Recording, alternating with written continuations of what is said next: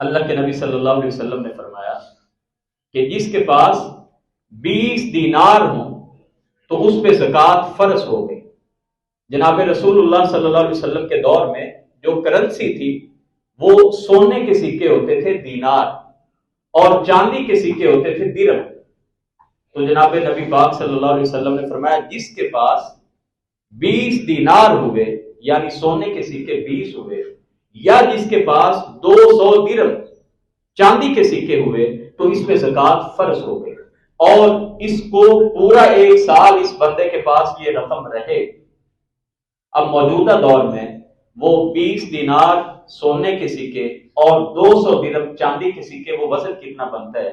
تو اس کو جب موجودہ دور میں تولوں میں اور گرامز میں دیکھا گیا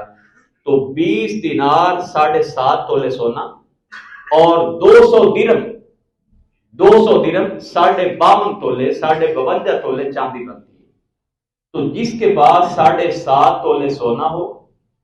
کسی شکل میں ہو، سونے کی ڈلی کی شکل میں ہو، زیورات کی شکل میں ہو، جس شکل میں بھی ہو، اگر کسی کے پاس ہو 7.5 تولے سونا یا کسی کے پاس 52 تولے چاندی ہو، تو اس پہ زکوٰۃ فرض ہو جاتی ہے۔ موجودہ دور میں ہمارے ہاں سونے اور چاندی کی جگہ پہ جو اس دور میں دینار ہوتے تھے، درہم ہوتے تھے، ان سکوں کی جگہ پہ ہماری کرنسی نے لے لی۔ ہمارے ہر نوٹ کے اوپر لکھا ہوتا ہے حامل حاضہ کو مطالبہ پر ادا کرے گا۔ اس کا معنی یہ ہے کہ یہ ہمارے پاس جو 500 1000 کا نوٹ 5000 کا نوٹ ہے، اس کی اپنی کوئی ورتھ کوئی ویٹیج نہیں ہے۔ اس کے اوپر جو اسٹیٹ بینک آف پاکستان نے لکھا ہے کہ حامل حاضہ کو مطالبہ پر ادا کرے گا، تو اتنا سونا ہمارا گورنمنٹ ریاست کے پاس پڑا ہوا ہے، اور اس کی رسید انہوں نے ہمیں اس نوٹ کی شکل میں دی ہے۔ تو جب یہ روپیہ اور کرنسی شروع ہوئی، اس کی ابتدا بھی ایسے ہی تھی۔ اس سے پہلے بارٹر ٹریڈنگ ہوتی تھی، لوگ چیزوں کو اٹھا کے لے جاتے تھے، ایک چیز لی اس کے بدلے میں ایک چیز دے دی، اور پھر یہ گولڈ سمتھ فیملی جہاں سے اس کرنسی کا آغاز ہوا، سنیارے لوگوں سے سونا لے کے ان کو رسید کاٹ کے دے دیتے تھے کہ یہ رسید ہے تمہارے سونے کی، اور اس کے اوپر جا کے کوئی چیز خرید لو۔ جو سونا ہے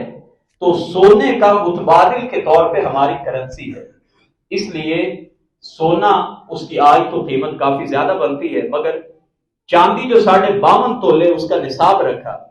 اگر کسی کے پاس 52 تولے چاندی جتنی رقم پڑی ہو پورے 1 سال سے، جو کہ آج کی تاریخ کے مطابق اگر ہم دیکھیں تو تقریباً 1,34,000 بنتی ہے۔ ریٹ کی کمی بیشی ہو سکتی ہے، آپ نیٹ پہ بھی چیک کر سکتے ہیں، یا رمضان سے پہلے اسٹیٹ بینک کی طرف سے بھی ایک نصاب آ جاتا ہے، اور وہ نصاب آتا اسی سونے کی قیمت کے مطابق ہے۔ تو 52 تولے چاندی کی قیمت اگر کسی کے پاس پڑی ہو پورے 1 سال سے، تو اس پہ زکوٰۃ فرض ہو جاتی ہے۔ اب پہلی بات تو یہ ہوگی کہ ان 3 صورتوں میں سے کوئی بھی صورت میں اگر ہم ہوں تو ہم پہ زکوٰۃ فرض ہو گئی۔ جب زکوٰۃ فرض ہو گئی تو اس میں سے ہم نے 40واں حصہ اللہ کی راہ میں ادا کرنا ہے۔ زکوٰۃ نکالنے کا بہترین آسان طریقہ یہ ہے کہ جتنا بھی سونا آپ کے پاس موجود ہے اس کی آپ قیمت نکالیں، اور قیمت کون سی نکالیں گے؟ جو اگر آپ بیچنے جائیں تو آپ کا سونا فروخت ہوگا، وہ قیمت آپ نے نکالنی ہے۔ 2 قیمتیں ہیں، ایک وہ قیمت ہے جس پر آپ نے سونا خریدا تھا، نہ تو اس کے مطابق زکوٰۃ دینی ہے، اور نہ ہی زکوٰۃ اس قیمت کے مطابق دینی ہے کہ اگر آپ مارکیٹ سے نیا سونا لینے جائیں تو آپ کو ملے گا، بلکہ آپ نے زکوٰۃ کی ادائیگی کے لیے رقم کا حساب وہ لگانا ہے کہ اگر آپ اپنا سونا مارکیٹ میں بیچنے جائیں تو اس کا ریٹ آپ کو کیا ملے گا۔ تو اس کے مطابق جتنا بھی سونا ہو، 7.5 تولے سے اوپر جتنا بھی ہو، ان تمام تولوں کو آپ اس کی قیمت نکالیں، اس کو 40 پہ تقسیم کریں، اور جو 40واں حصہ اس کا جواب آئے گا وہ آپ نے اللہ کی راہ میں دے دینا ہے۔ آسانی کے لیے آپ یہ بھی سمجھ سکتے ہیں کہ 100 میں سے 2.5 روپے ہم نے، لاکھ میں سے 2500 روپے ہم نے اللہ کی راہ میں ادا کرنا ہے۔ اب جتنی بھی رقم آپ کے پاس ہو، وہ بچت ہو،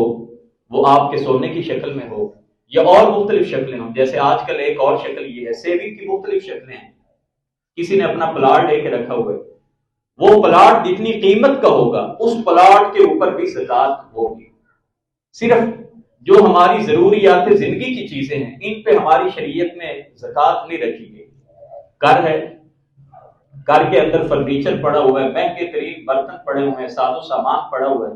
اے سی لگا ہوا ہے، گاڑی ہے، یہ جو ضروریات زندگی کی اشیاء ہیں ان پہ ہمارے دین نے زکوٰۃ نہیں رکھی. اتنی آسانی دی ہے.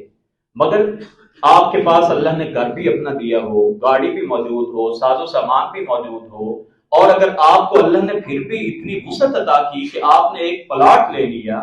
تو پھر اس پلاٹ کی زکوٰۃ دینے میں سے تو اللہ کے بندوں ہیلے بہانے نہ کیا کرو.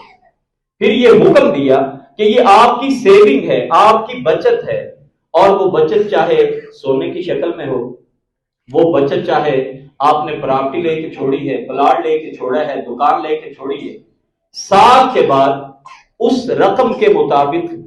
آپ نے اس کی زکوٰۃ ادا کرنی ہے. پلاٹ کی بات کر رہا ہوں، جو کاروباری معاملات ہیں اس پہ میں بعد میں آتا ہوں.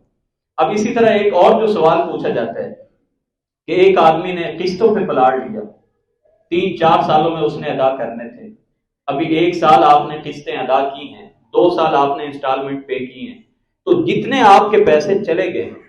اسی مطابق آپ نے زکوٰۃ ادا کرنی ہے. فرض کریں آپ کے پاس پیسے نہیں ہیں، حالات اچھے نہیں ہیں، پلاٹ آپ نے لے لیا، اب آپ کے پاس اتنی توفیق نہیں ہے کہ آپ دیں. ایک اور صورت دین نے یہ بھی اجازت دی کہ اگر آپ پلاٹ کو فروخت کرنے کے بعد آپ زکوٰۃ دینا چاہیں تو سارے سالوں کی زکوٰۃ کا حساب لگا کے آپ بعد میں بھی دے سکتے ہیں. وہ آدمی جس کے پاس ہر سال زکوٰۃ دینے کے لیے پیسے نہ ہوں. بہت سارے پلاٹ ایسے ہوتے ہیں جو ڈیٹ آئٹم میں چلے جاتے ہیں، سیل نہیں ہوتے، اور وہ زکوٰۃ آپ کیسے ادا کریں گے؟ ہر سال میں اس پلاٹ کی جو قیمت تھی، کئی پلاٹ ایسے ہوتے ہیں کہ 8-10 سال تک ان کی قیمت ہوتی کوئی نہیں مارکیٹ میں، جیسے کہہ رہے ہیں کہ مٹی کے بھاؤ ہوتے ہیں، لیکن 10-12 سال کے بعد وہ سیل ہوتے ہیں. تو ہر سال کی آپ نے قیمت لکھتے جانا ہے، جو اس کی قیمت بنے گی وہ آپ نے اللہ کی راہ میں ادا کرنی ہے.